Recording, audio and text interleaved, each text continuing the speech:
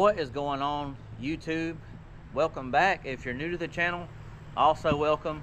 Today we're working on part 6 of the FRS 14 skiff build and show you where I left off last time. We put our last epoxy joint in the chine here. We left our zip ties in to hold it together, and this morning we get to cut the zip ties out and finish the very last joint. This is amazing. The last zip ties. So many zip ties in this thing, and I think once we get that done, we can flip it back over and start glassing the 3 strips inside the keel, and there's one on each chine inside. And then I don't know if we'll make it that far, but once that sets up, we'll turn it back over and we'll start getting some imperfections out of this. So without any further ado, let's get to it.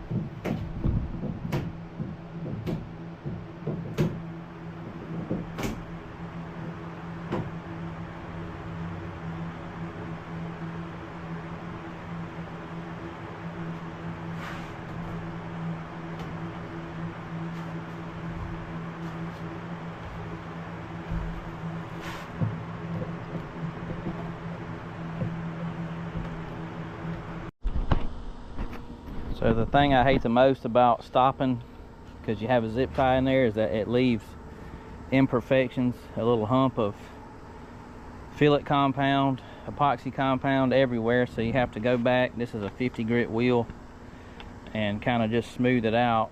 And it takes a few more minutes, but it's worth doing, because you're about to go back over it.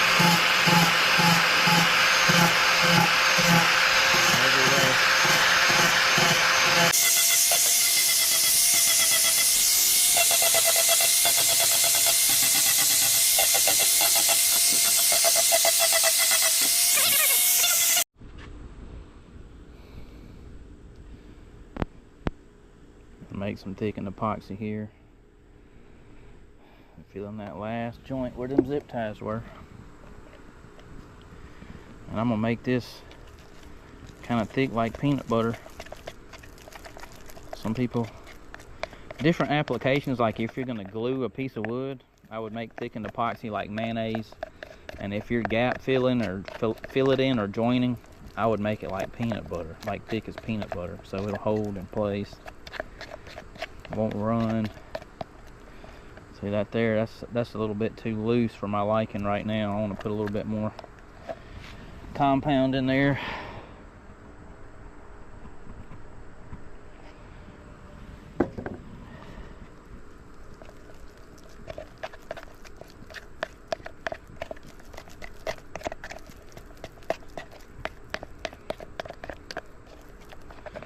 Now it's getting pretty thick.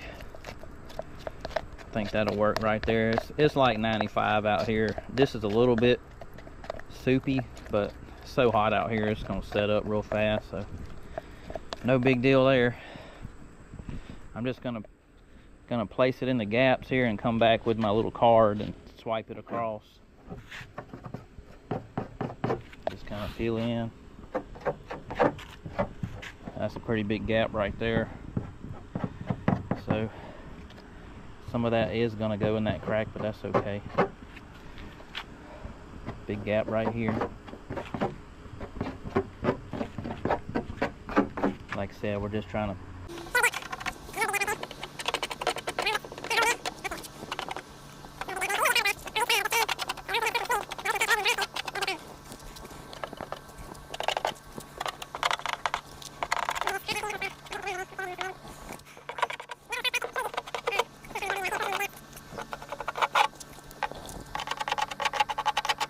We're gonna come back with our little squeegee card here. Come back with our little squeegee card and reclaim some of this.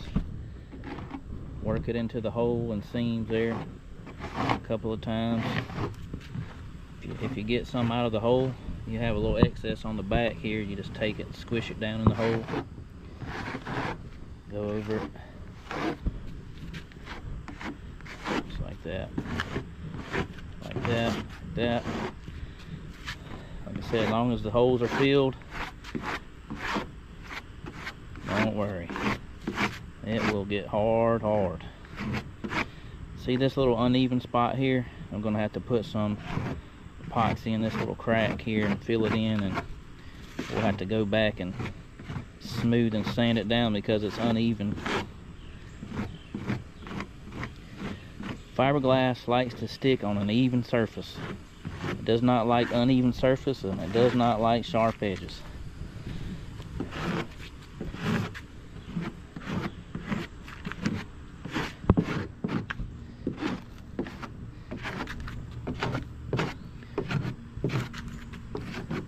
I got me some excess filler here. I'm gonna go back in that low spot I found, and I'm gonna fill it in like that. Run my card down sideways and try to fill it in as much as I can.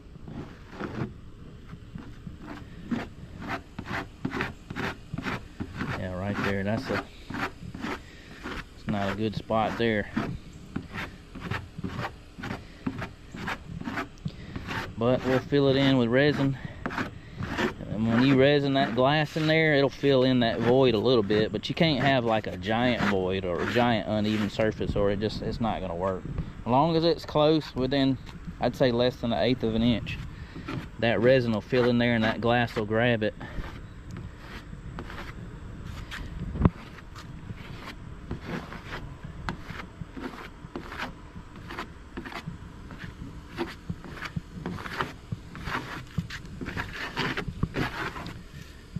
Alright, I think that side's looking pretty good.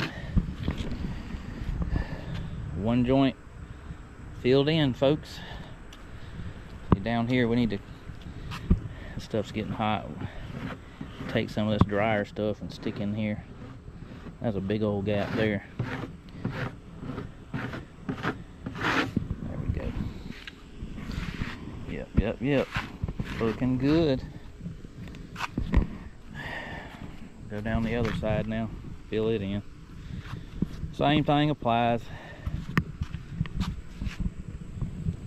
I already wiped the surface off, sanded it down, wiped it off, and I'm gonna go back in here and fill in our very last joint where the zip ties were.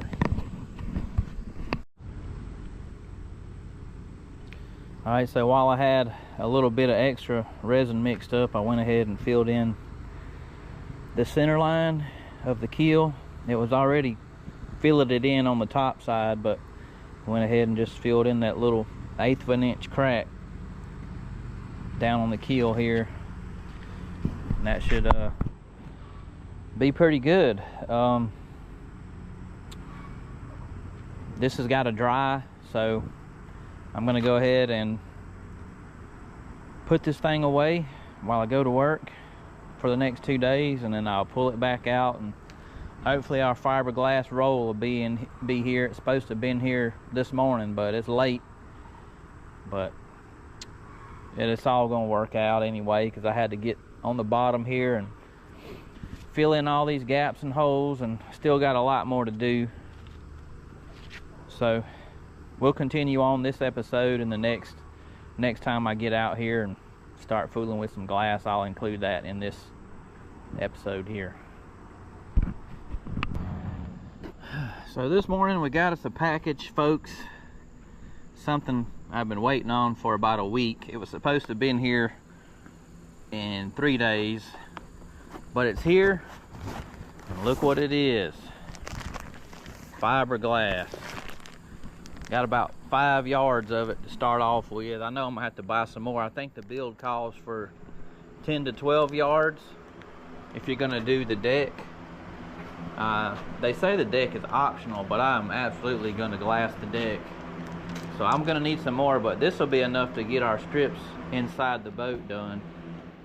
So me and my helper here, Garrett, we're gonna flip this boat over and look how much sanding we got to do. Shouldn't be much on the inside, and start laying strips down.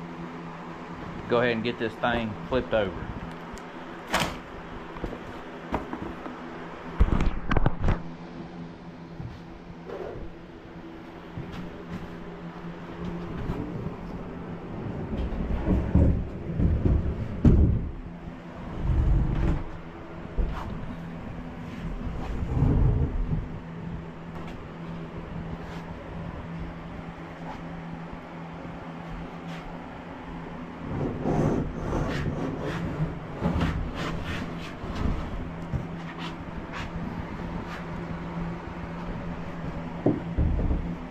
All right, so I'm gonna start in the middle and I'm gonna sand that down. It calls for 6 inches, but I want to go 10. I'm gonna go 10 inches up here and put a little lip inside those compartments. Just go up to kind of reinforce the stringers a little bit. Absolutely not necessary, but I'm going to do it anyway. On the sides it calls for a 6-inch strip, but I'm going to put more than that. I'm going to go across the chine and up the wall, gunnel, excuse me, on both sides. So yeah, definitely. The reason I want to start with the chines in the middle first is to add more support.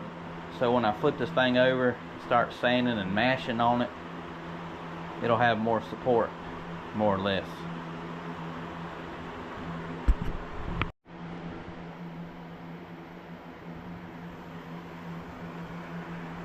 So this is a 10-ounce cloth. Some people are using a 1208, which has a chop strand mat under it, with a 8-ounce 45 mat on the back of it. Excuse me, I lost my train of thought there. But 10 ounce will be absolutely enough for this little skiff here. It'll be more than enough. So I'm gonna get me a piece cut out here. I'm gonna start sanding down that little area right there, all the way up the middle. And then once we get those strips in there in the bottom, we're gonna resin everything in there.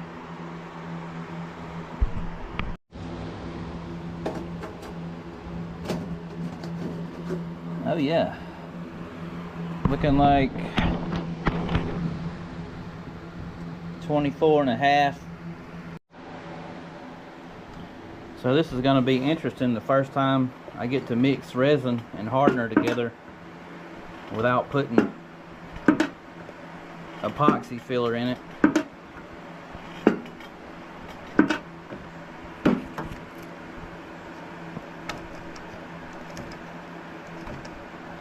It's going to be really cool to not have to fool with that. Alright, here we go. Gonna put some resin down first and wet the area.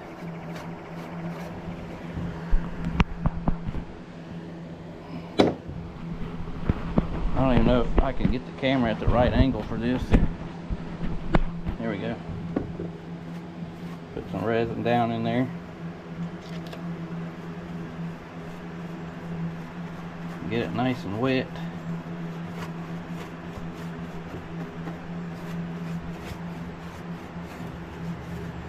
It really doesn't matter if you get it wider, because everything has to get resined inside anyway. So there's no wrong or right way to put resin down here, because as long as it's a thin layer and it covers the wood, that's all that matters.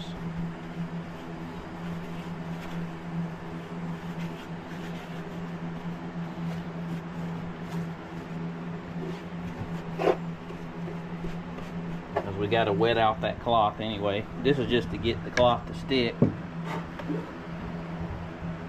Let's lay a cloth in there.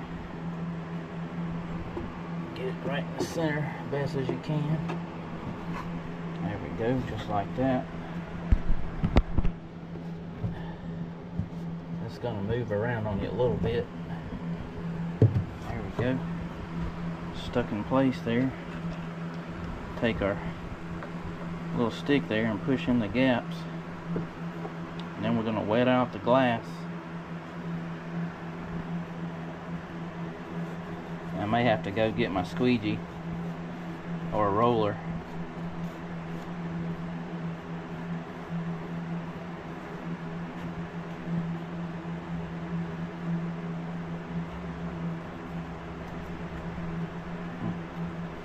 I really don't want to roll. There it goes.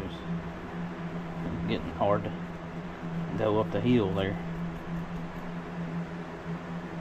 That little piece of glass. There we go. If you just take your brush and go over it real slow, and this is my first time actually fooling with this, with doing any kind of glassing, but hopefully it makes it hard as woodpecker lips.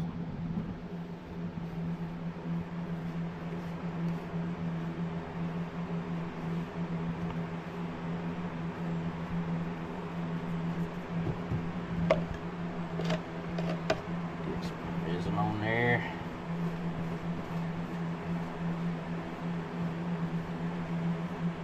Yeah, see how these little wrinkles are coming up?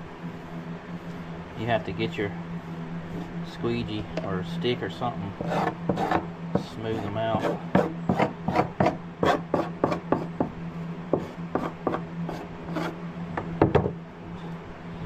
See, only half the glass is wet out right now.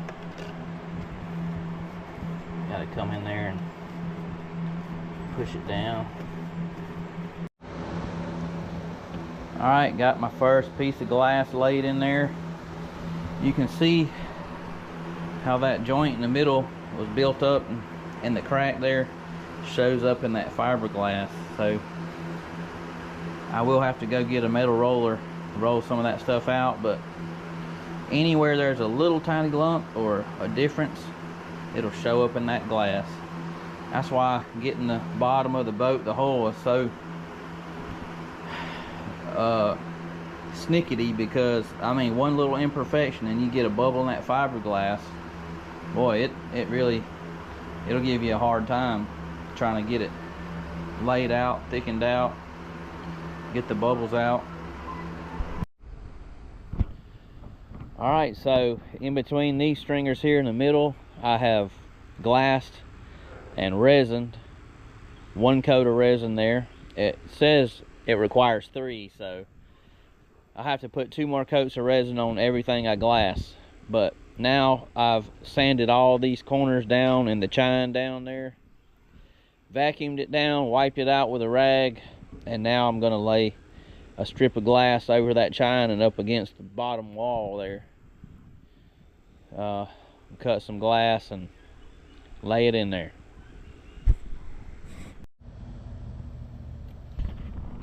Alright, so I guess the idea here is to just lay it in here and grab everything.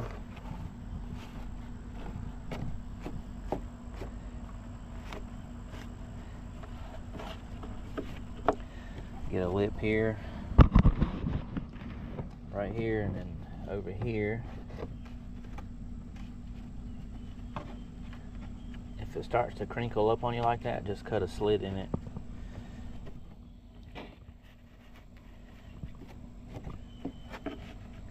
Go up a little bit more over here. There we go. As long as we have some protection on that edge, side of the gunnel, and across the chine, that'll be all we want right there, and we'll just wet that out. Be good to go.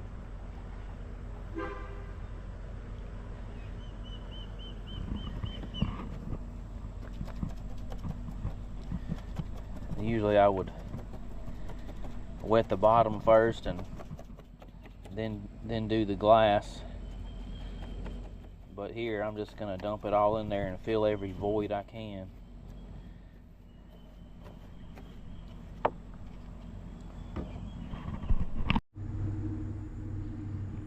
Alright, so I was out there working, laying the strips down in it, and started raining again. So I had to bring it back in the shed, just like I do every day. But anyhow, we got a strip of glass here going down the chine and up the hole there, the gunnel, about 3 inches up, and got about 5 inches out over the chine there. And got our center keel strip going here, and then left side got our gunnel covered there, chine covered there. Now we just gotta go up here to this forward compartment. So whatever, you can see where I've got that epoxy caked up in them corners there, the joints and stuff. If it wasn't like perfect, it didn't bother me that bad, because I know I'm gonna fill it in with foam. But this here, I have sanded this and smoothed this out. This forward compartment is gonna have glass in it, and it's gonna get painted. So this is gonna be where all our little anchor and tools and fishing gear, whatever you need for the water here. I might put a little battery in here and put a little light on the deck. I don't know yet, but it's a pretty good little storage area for this boat, a little 14-foot boat. It should be enough. I hope so. Yeah. So each one of these stringers here, gonna have to cut a hole in there and fish a pipe through here from the forward storage compartment back, all the way back to the transom. That's going to be our drain plug for this little forward compartment here. I don't know how I feel about putting that in yet, but yep, another place to leak. That's what I'm afraid of. But we'll continue that forward storage compartment when I get some more glass.